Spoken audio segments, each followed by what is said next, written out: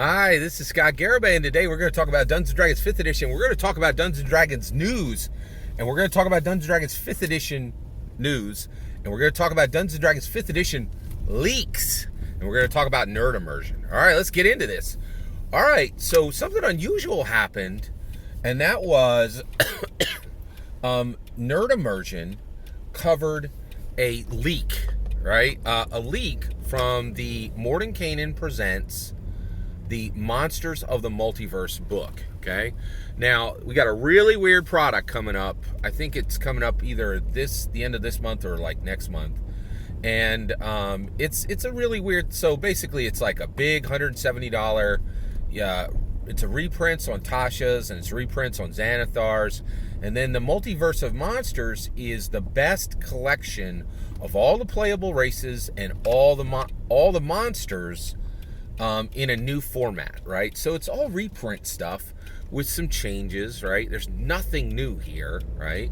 Very odd product, but people are really interested in it because it is in one single book, right? You know, you're going to be able to hand somebody 33 different playable races, right? There's no book right now that you could do that with, so it's really powerful, right?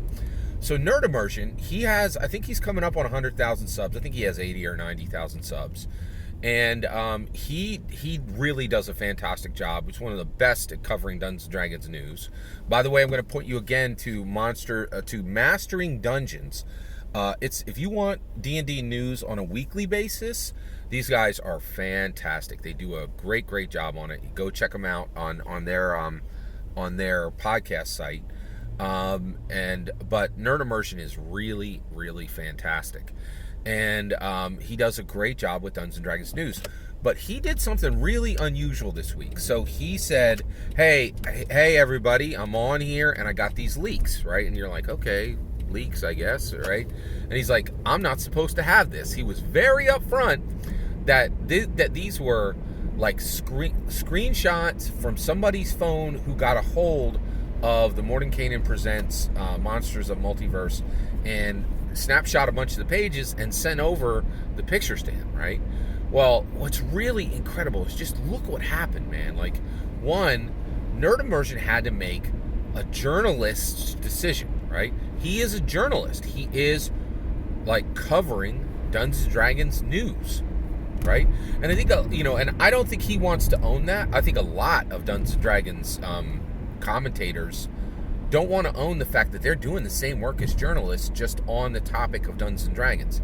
And of course, I have a unique perspective on this because they're like, well, it's a game, so it's not important. And I'm like, no, you're 100% wrong. It's not a game. In my humble opinion, it's unbound identity, unbound immersion. It has to do with how humans tell stories, and it has to do with how humans are intellectually evolving, right? Like, this is super important, right? And again, if you think I'm wrong and all this is a game, why on earth do you think we're looking at leaks, right? Like, we're looking at leaks. He's saying flat out, I don't have any right to have this information, and here I am, I'm going to give it to you, right? Now, what gets even crazier is Nerd Immersion gets early access to the books, right? And so, one, I'm really curious why he's threatening his early access. Like, I would love to talk to you about, Call of the Netherdeep a month early because Wizards of the Coast sent me the book. They're never going to do that, right? I don't have the numbers, and I say what I want. I'm an independent commentator, right? Like, and I guarantee they don't like a lot of things I say, right? So, and Nerd Immersion, he's been behaving, right? But he wanted to get this data out there, and he was willing to risk his early access, right? Which props for I guess props for the courage, right? And for the independent spirit. I like that he's like, hey, I'm going to bring you information, and I don't care if this threatens me getting early access to the books. That takes some real stones, man, right? Like, because that's he's got something I don't. He's got something of incredible value, and he's like, I'm willing to risk it, right? And it's really quite interesting because the reality is he was very clear. These leaks, he had no right to have this information, and he was still sharing it, right? So one of the things I think, there's so much here. So one, I think, if you're a D&D commentator, understand when you're actually doing the job of a journalist. And you might think it's not important, but it is important. This is very important to a ton of people. And if you think I'm wrong, right, look what happened when Nerd Immersion did this leak. Treant Monk came out and did content directly responding and covering the same content Nerd Immersion covered, and name checking him and all. They're like, yeah, he had no right to spread this information. Now here I'm going to spread this information too, right? And it was Bob Worldbuilder and it was Treant Monk, right? And others as well. And one of the things that I think is just fascinating is Dungeons & Dragons, and I really feel like this is proving my point. People are not looking at Dungeons & Dragons like a game. They're looking at it as like world-changing, super important, gotta have it now, absolutely now, even when it hasn't been authorized, and this is coming from a very questionable source, right? Who really is sticking it to Wizards of the Coast, right? And like, so, because Wizards of this was clearly, like, this is like corporate espionage stuff, man. Like, this is crazy. Like, and to me, again, you guys are all like, wow, it's a game. Corporate espionage to get game material? Like, are you crazy? Like, the idea that this is a game is ridiculous. It's ridiculous. At minimum, this is a lifestyle brand, right? And at most, it's what I'm saying it is, which is this super incredible self-improvement vehicle that was created by Gary Gygax in secret, right? He hid what he was doing because he knew the world wasn't ready for it. So he had to wrap it in he had to put the dinosaur wrapping paper on it, right? Like, he could not allow his changing of the world to go undisguised, right? In my humble opinion, that's what he did. That's what Unbound Identity is. That's what Unbound Immersion is. And that's why we have this incredible response to Dungeons & Dragons 5th edition news, right? News that isn't even validated, right? This is unvalidated speculation, right? But there was absolutely massive response to it, right? And that's another reason why Nerd Immersion did it, right? Like, he knows people want that now. The other thing is, boy, oh boy, look at us as a society, right? We are so outrageously impatient. We don't wait for nothing. And our expectation is now, right? Like, it is just, and this is another reason why I'm telling you, stay on D&D now.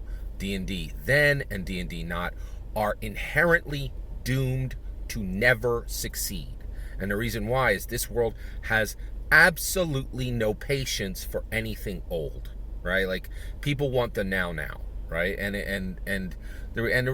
it's for pacing, it's for all the quality that comes with it, all the excitement and the friction and the sparks that come with it, and none of those sparks, none of that excitement, none of that color, literally color, right, is going to come with D&D then and D&D not. And that's why they are fundamentally doomed to failure of ever growing Dungeons and Dragons, right?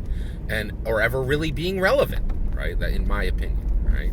So I was really fascinated with Nerd Immersion's this leak event this week. It was huge. There was a ton of coverage for it. People flocked to it, right? And people were really, and that's another thing is I'm really taking a moment to just celebrate in 2022. I've been telling people D&D 5e matters, D&D now matters, and it is so shockingly clear, right? Like, there's nothing even new in this product, right? It's literally all reprints, and people are risking, access to future books just to get the barest glimpse of minor changes in D&D 5e. So the reality is D&D 5e has always mattered. It's always been on top of the industry. But right now, man, it is taking it's dual wielding, hand axes and just taking it to the competition and really vaulting higher and higher in importance and relevance than it's ever been, right? And you think I'm wrong, I defy you to show me a single D&D then event or a D&D not event that gets even a fraction of unvalidated news discussion right, for content that isn't even new in D&D 5e, but the interest of D&D 5e fans, and the D&D Now fans, the D&D Then fans, and the D&D Not fans, right? That's the issue, is like even in their decrying that D&D 5e is not the best in the world, the D&D Thens and the D&D Nots have tons and tons of commentators who are talking weekly about a game that they can't wait to tell you they're not playing, but they're covering it like crazy. So I think this is a major event. I was really interested in what happened with this Nerd Immersion leaks. Very, very interesting. Also, I will tell you right now, you're looking at the emergence of a true Dungeons & Dragons now, right, journalist discipline. It's happening. You're seeing it in real time. Leaks are the same type of content that you see in real journalist organizations, and that are really actually dealing with real news, right? And so D&D 5e is real news that gets real attention and whips through the internet like the speed of light, right? Really, really fascinating occurrence this week. All that's my opinion. What did you think of Nerd Immersion's covering of these leaks?